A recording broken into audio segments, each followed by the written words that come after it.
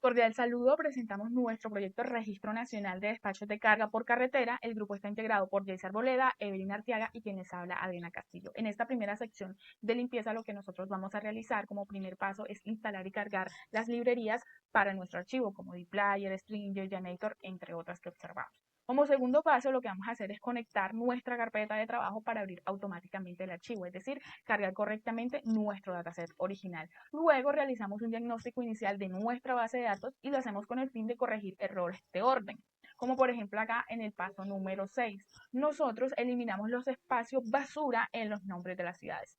Y acá en el paso número 7 lo que nosotros hicimos fue quitamos los puntos y comas de los códigos de los municipios pues para dejarlos parejos y con la cantidad de números correcta. Una de las problemáticas que nosotros observábamos al analizar nuestra base de datos era que algunas de nuestras variables, como por ejemplo kilogramos, galones, galones de gasolina y el dinero pagado, estaban guardadas como texto, impidiendo pues poder hacerles algunos cálculos matemáticos, a lo cual nosotros realizamos mediante códigos la conversión a números automáticamente. También observamos que habían casillas vacías o con puntos, a lo cual decidimos crear una etiqueta titulada sin información pues para ordenar mejor nuestra base de datos y poderla trabajar de mejor manera. Y pues ya por último, una vez realizamos la verificación de nuestra base de datos, lo que hacemos es borramos algunos que otros duplicados y calculamos las filas quitadas. Por ejemplo, acá en la parte superior se observa que arrancamos con 990.733 filas y terminamos con 990.732 filas. Una vez realizado esto, el último paso que vamos a realizar es guardar nuestra base de datos limpia, obviamente utilizando código y verificando que en efecto se haya realizado de manera correcta. Teniendo en cuenta pues nuestra ruta donde estamos trabajando, a lo cual nos arroja como resultado true. Esto quiere decir que nuestra base de datos limpia fue guardada correctamente y ya a esa base de datos es que nosotros le aplicamos la medida de tendencia, medida de dispersión, gráficos y realizamos nuestras conclusiones del análisis, las cuales les serán explicadas por mis demás compañeros. Buenas, espero que se encuentren súper bien. Mi nombre es Evelyn Arteaga y yo voy a presentar el R y sus interpretaciones.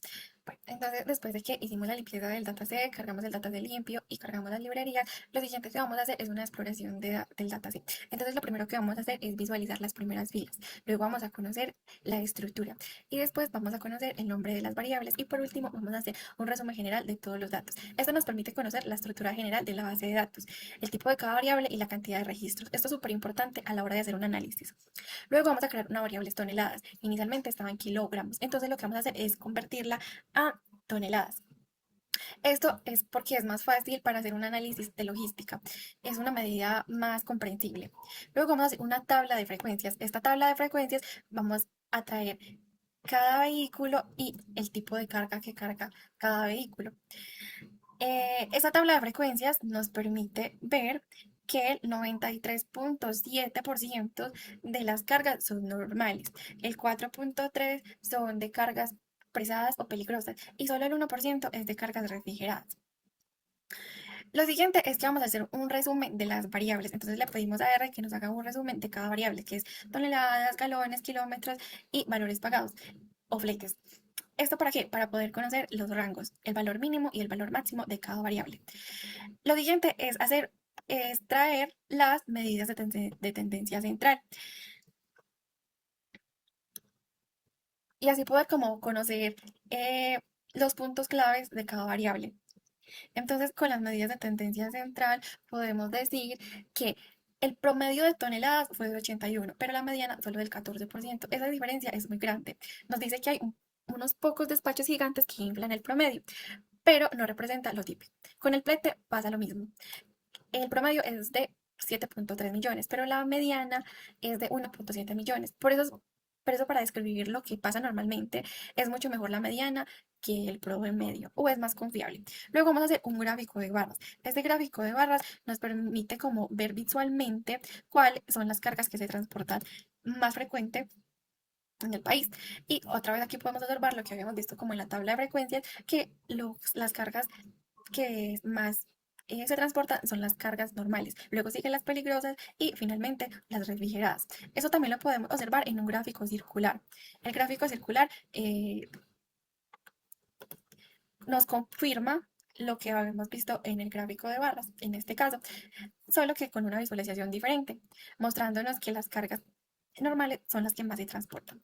Luego vamos a hacer unas barras agrupadas por rangos de toneladas y lo que vamos a hacer es que vamos a agrupamos los despachos en rangos de 10 en 10 toneladas para ver cuál se concentra más. Y aquí podemos ver que la mayoría de los despachos están en los rangos bajos de toneladas. Las cargas muy pesadas son muy pocos frecuentes. Luego vamos a hacer un polígono de frecuencia con valor del flete, con respecto al valor del flete. Este polígono de frecuencia nos dice que agrupamos los valores de flete de 1.000.000 de pesos y graficamos una curva conectando los puntos. Y aquí podemos observar que entre el valor es más bajo hay más frecuencia y entre los despachos sean más altos casi no hay despachos. Luego vamos a hacer un box plot con respecto al valor del flete en una escala logarítmica. Entonces hicimos un gráfico de una caja de valor del flete usando una escala logarítmica para poder ver bien todos los datos. Esto nos permitió ver que hay muchos valores atípicos, fletes mucho más caros de lo normal sin tener que excluir ningún costo. Luego vamos a hacer un bóspulo cruzado según el valor del flete y según el tipo del vehículo. Entonces comparamos el valor del flete entre los 5 tipos de vehículos más usados con gráficos de caja de lado a lado. Esto nos permite ver que según el tipo de vehículo usado sugiere el precio, influye el precio de forma general. Luego vamos a hacer un histograma del valor del flete. Este histograma lo hicimos con el valor del flete quitando el 5% de los valores más extremos para ver mejor la forma general. La mayoría de los fletes son de bajo valor y la frecuencia va bajando mientras el valor sube. Va a una distribución sesgada hacia la derecha. Vamos a hacer un coeficiente de variación. Calculamos un número que compara la desviación estándar con el promedio para ver qué tan dispersos están los datos. Podemos ver, calculamos el número que compara con el promedio y vemos que más del 900% en toneladas son en toneladas y más del 1.200 son en flete. Cualquier valor que supere el 100% ya se considera muy disperso, confirmando que hay mucha variabilidad en los datos. Por último, vamos a hacer una tabla de contingencia natural de carga de vehículo. Lo que hacemos aquí es que cruzamos el tipo de carga con el tipo de vehículo para ver si hay relación entre ambos. Según esta interpretación, esto nos permitió identificar que los vehículos que más se usan según el tipo de mercancía que se transportan. Entre más, entre menor peso hay un tipo de vehículo que más se usa. Bueno, hasta aquí mi parte. Muchas gracias.